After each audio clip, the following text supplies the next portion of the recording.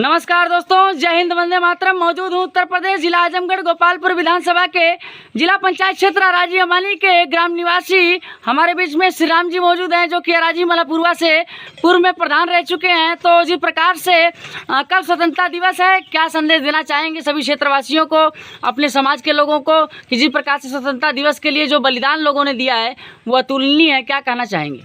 सबसे पहले तो जो हम 78वां स्वतंत्रता दिवस मना रहे हैं, यह दिवस हमारे महापुरुषों ने जो अपने खून की आहुति दी, सरदार भगत सिंह, गुरु बिस्मिल और चंद्रशेखर आज़ाद, तात्या टोपे, राजगुरु, मंगल पांडे आदि आदि महापुरुषों का कितना नाम लूं।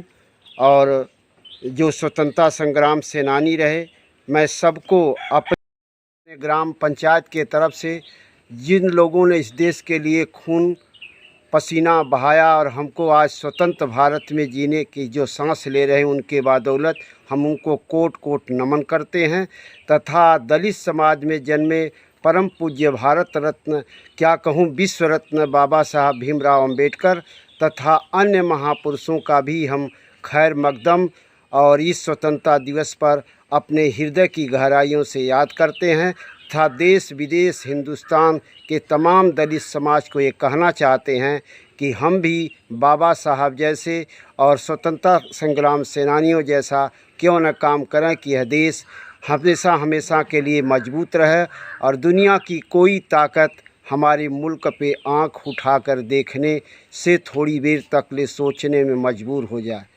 इन्हीं बातों के साथ मैं इस 78वें स्वतंत्रता दिवस की पूर्व संध्या पर पत्रकार बंधुओं तथा मीडिया के बंधुओं, इलेक्ट्रॉनिक हों चाहे प्रेस मीडिया को, मैं सबको नमस्कार खैर मकदम करता हूं। और ये कहना चाहता हूं, जिस क्षेत्र से मैं बिलोंग करता हूं, वह क्षेत्र आजमगढ़ ज़िला के उत्तरी तथा पश्चिमी छोर पे बसा हुआ घाघरा नदी के तलहटी में है, जो हमेशा हमेशा हम लोगों को बाढ़, लू, बरसात से क्षेत्र परेशान रहता है। मैं बचपन से ही राजनीति में अपनी भूमिका निभाता रहा। संयोग से जो इलेक्शन हुआ अल्पमत का हमारे यहाँ लोकसभा का, उसमें हमारी मुलाकात बिलरियागंज में परम आदरणीय यशस्वी, हम लोगों के गौरव उत्तर प्रदेश के मुख्यमंत्री बाबा जोगीनाथ का दीदार बिलरियागंज प्रांगण में हुआ। वहाँ हम उनके विचार से प्रभावित हुए कि उन्होंने कहा, यह आजमगढ़ का पिछड़ा क्षेत्र है और हमें आप लोग निरहू जी को सदन में भेजिए, जो यह क्षेत्र के लोग चाहेंगे मुँह मांगी मुराद उनकी पूरी होगी। मैं वहीं मंत्रमुग्ध हुआ और मैं उनके ऊपर प्रभावित होकर हम लोग दमखम से भाई निरहू जी के इस जमी से जो भी ऊर्जा रही भेजे सदन में। और उन्होंने हम लोगों ने वादा किया था कि यह क्षेत्र पिछड़ा क्षेत्र है, देवरहवा क्षेत्र कहा जाता है, जो का हमारा ज़िला और गोरखपुर लगा है, रोटी बेटी का भी संबंध है। हम लोग बहुत सदियों से मांग करते आए एक पुल की, और यह क्षेत्र पिछड़ा होने के नाते हमारी बेटी बहन MSc BSc PhD नहीं कर पाती हैं, क्योंकि यहाँ 80% गरीब तबके के लोग बिलोंग करते हैं, चाहे पिछड़ी जात के हों चाहे अनुसूचित जात के हों। इसलिए मैंने 2 मांग रखा था, एक राजकीय महाविद्यालय और एक घाघरा में पुल जो सहदेवगंज होते हुए शाहपुर गोरखपुर।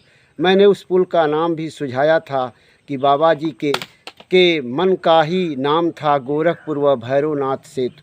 संयोग रहा कि हम लोग उनको अब की बार के इलेक्शन में नहीं जिता पाए, लेकिन मैं दावे के साथ कहना चाहता हूं मीडिया के सामने कि मेरे यहाँ 2 बूथ था, एक बूथ मेरा ही ग्राम पंचायत है जो निरहू जी जीते हैं। यह भी उनको याद करना चाहिए। और मैं माननीय प्रधानमंत्री तथा मुख्यमंत्री से आह्वान करता हूं कि जो लोगों ने निरहू जी के साथ रहा, अपना दम खम लगाया, उन्होंने कोई गुनाह नहीं किया है, हम आपके साथ हैं, हमेशा रहेंगे।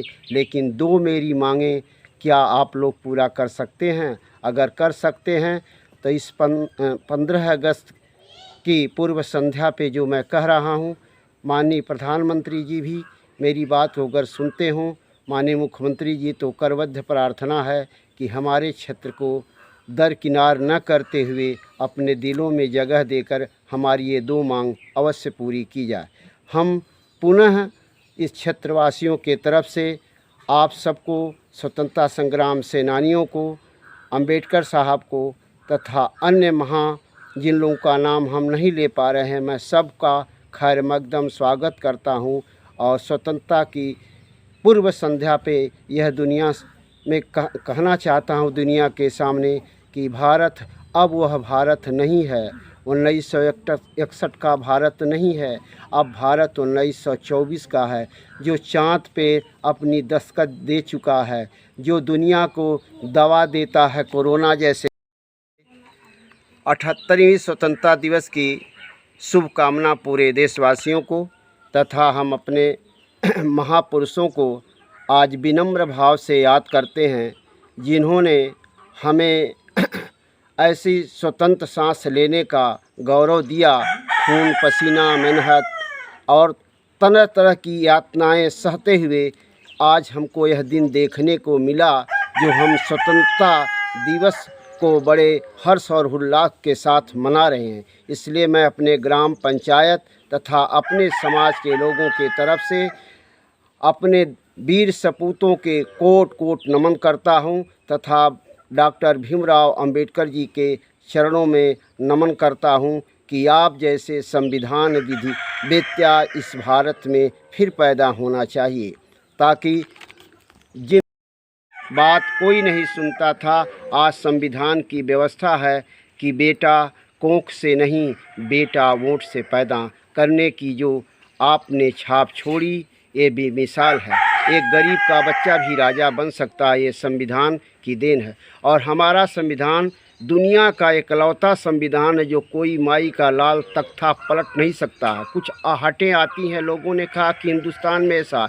हिंदुस्तान में कोई माई का लाल पैदा नहीं है। जो संविधान मेरा इतना मजबूत है, हमारे सैनिक इतने रंगे बसे हैं इस देश की मातृभूमि में, ये कभी सपने में भी कोई नहीं सोच सकता कि हिंदुस्तान में ऐसा होगा।